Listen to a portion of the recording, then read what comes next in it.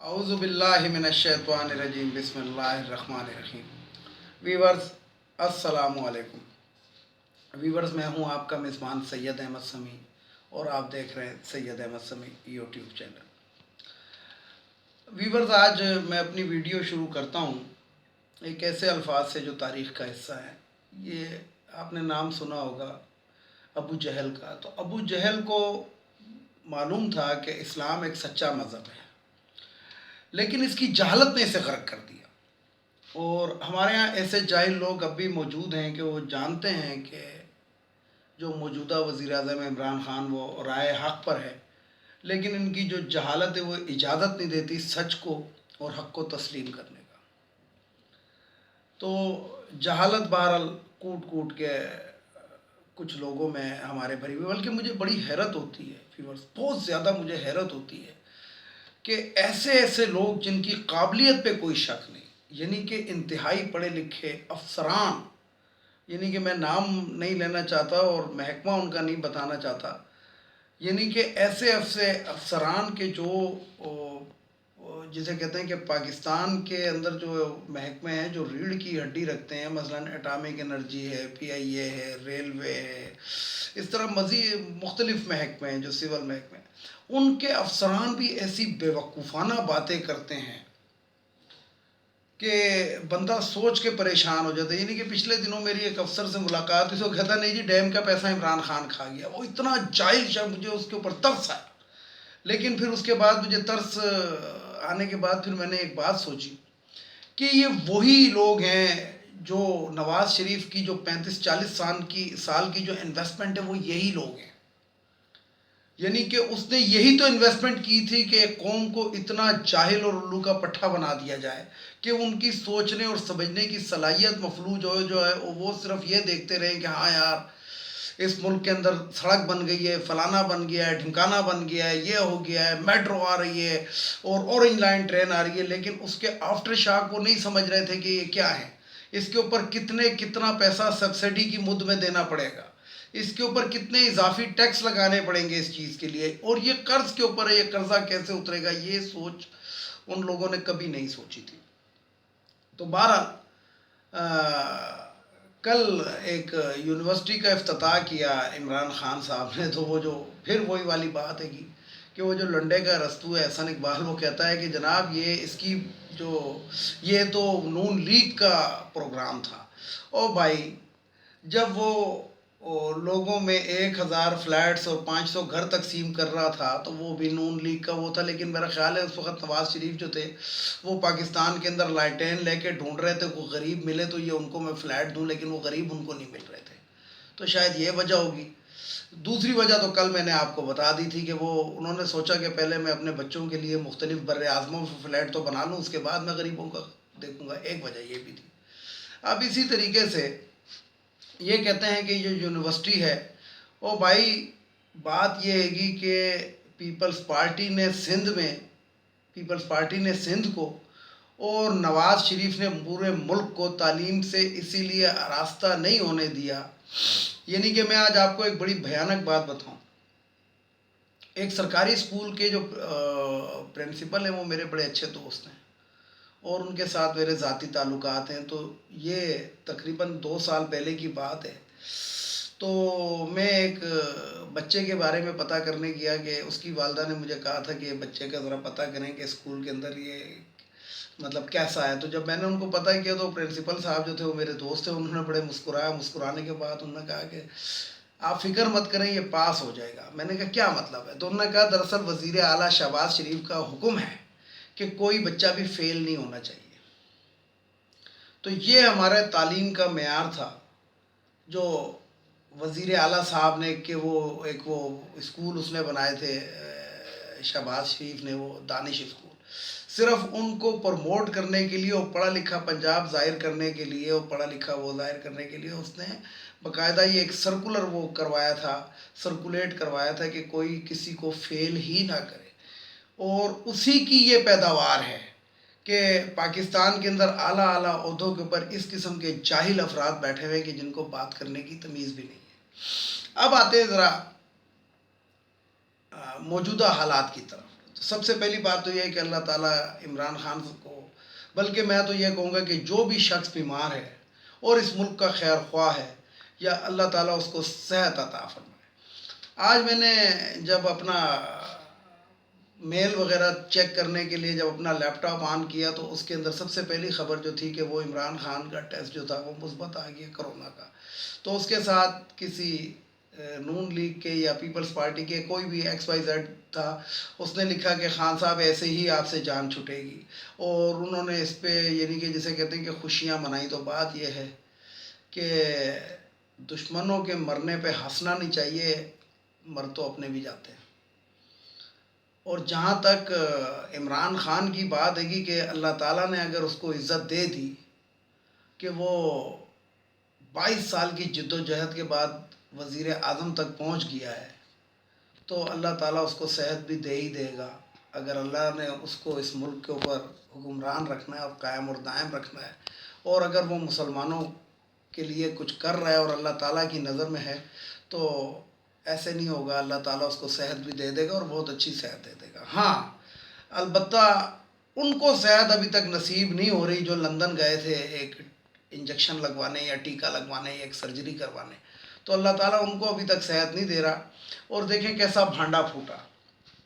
بھانڈا ایسے پھوٹتا ہے کہ مریم نواز جو ہے پہلے تو 2 سال اپنے جلسے جلوسوں کے اندر کہتی رہی ہے، 1.5 سال، کہ نواز شریف صاحب کی جان کو خطرہ ہے اور وہ وہاں پہ علاج کرنے گئے ہوئے ہیں، اور پاکستان کا جو جسے کہتے ہیں کہ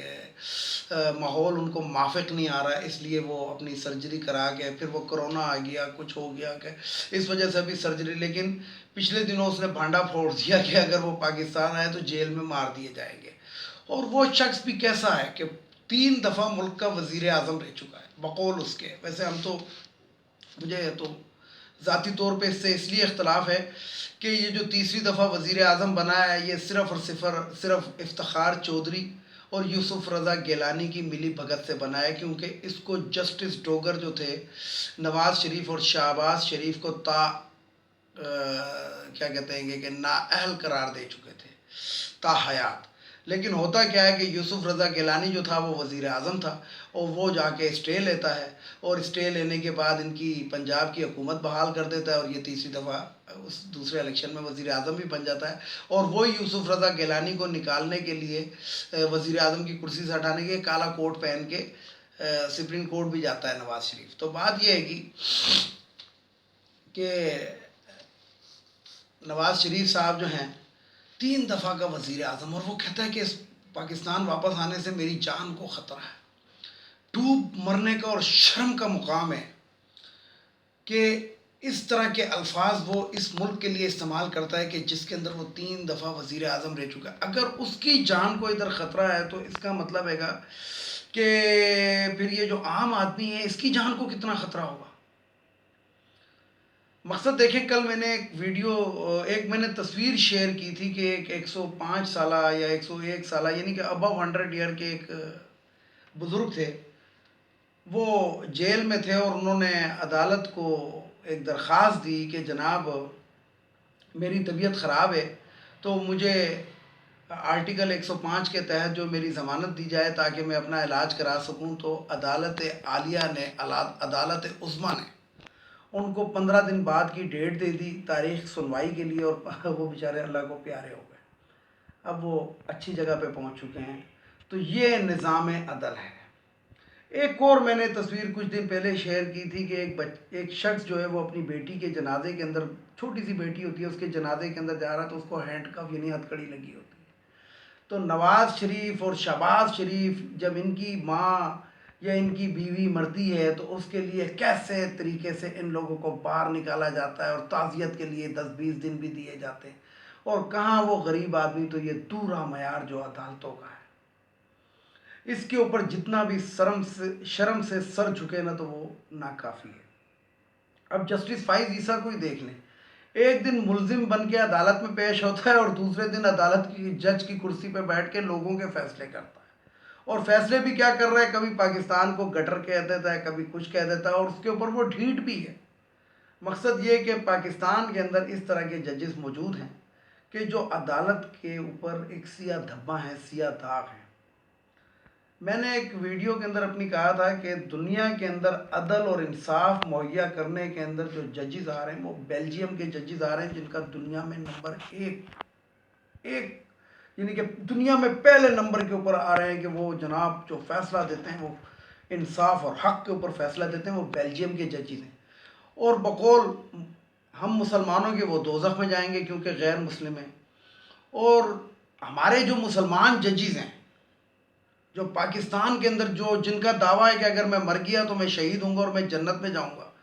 جن کا دعویٰ یہ 118ویں نمبر پہ آتے ہیں۔ تو جسٹس فائز عیسیٰ صاحب آپ نے جو یہ بات کہی ہے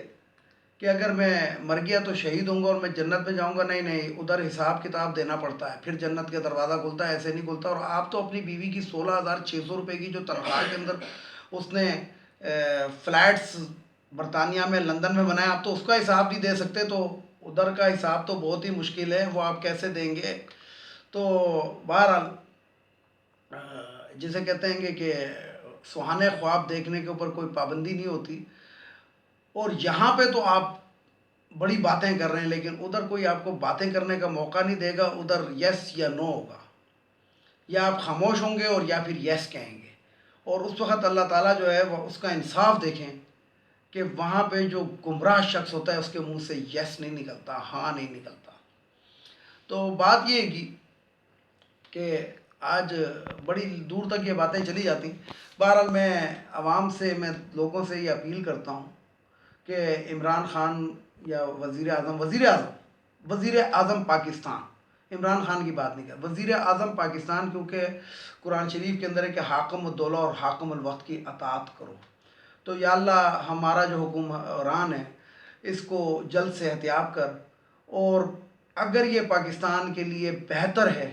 تو اس کو صراط مستقیم عطا فرما، اور یہ پاکستان کے لیے صحت یاب ہو کے پاکستان کے لیے دن دگنی اور رات چوگنی ترقی کے لیے یہ اپنی صحت کو بروئے کار لاتے ہوئے اپنی خدمات سر انجام دے سکے۔ اور اس کے ساتھ ہی ایک یہ بھی میں بات کروں گا کہ جس شخص نے بھی پاکستان کو، یعنی کہ پاکستان کو 70-72 سال جتنے بھی ہو، اس کے اندر جس شخص نے بھی لوٹا اس کو اللہ تعالیٰ جو ہے نا وہ غرق کر دے۔ تو یہ اس کے ساتھ ہی میں اب آپ لوگوں سے اجازت چاہوں گا، لیکن آخر میں وہی جو میں کچھ باتیں کرتا ہوں کہ ایک تو یہ افغانیوں کو اس ملک سے اب چلا جانا چاہیے، اب ان کی کوئی ضرورت نہیں رہی ہے، اور اب یہ معاہدے ہو گئے، معاہدے ہوں یا نہ ہوں یہ جائیں اپنے ملک جائیں، یہ ادھر کیا لے رہے ہیں۔ دوسرا یہ ہے گا کہ یہ جو خواتین کی مخصوص نشستیں قومی اسمبلی، سینٹ، صوبائی اسمبلیوں کے اندر 30% یہ ختم ہونی چاہیے۔ یہ ہمارے بجٹ کے اوپر، ہماری کیا کہتے ہیں کہ پارلیمنٹ کے اوپر، ہمارے خزانے کے اوپر یہ 30% کا فضول کا بوجھ ہے، اور جس کے اندر یہ مریم اورنگزیب کی طرح کی عورتیں منتخب ہو کر آ جاتی ہیں جو سلیکٹڈ ہوتی ہیں، اور اب پھر دوسروں کو سلیکٹڈ کہتی ہیں۔ اور تیسری بات کہ آپ لوگوں میں عوام سے، ریویور سے اپیل کرتا ہوں کہ آپ کو جہاں پہ بھی، کہیں پہ بھی نون لیگ کا کوئی MNA، MPA، کونسلر یا کوئی بھی شخص نظر آئے تو اس کو ایک سوال ضرور کریں، گیٹ ویل سون کہہ کے اس کو ضرور یہ کہیں کہ ہاں بھائی نواز شریف صاحب کب واپس آ رہے ہیں۔ ویڈیو کو لائک کریں، شیئر کریں، سبسکرائب کریں، بیل آئیکن کے بٹن کو ضرور دبائیں تاکہ میری نیکسٹ ویڈیو آپ کو مل سکے۔ تو ویورز اس کے ساتھ ہی اجازت چاہوں گا تمام دیکھنے والوں، سننے والوں کو اللہ حافظ، اور آخر میں وہی نعرہ، پاکستان زندہ باد، پاک فوج پائندہ باد۔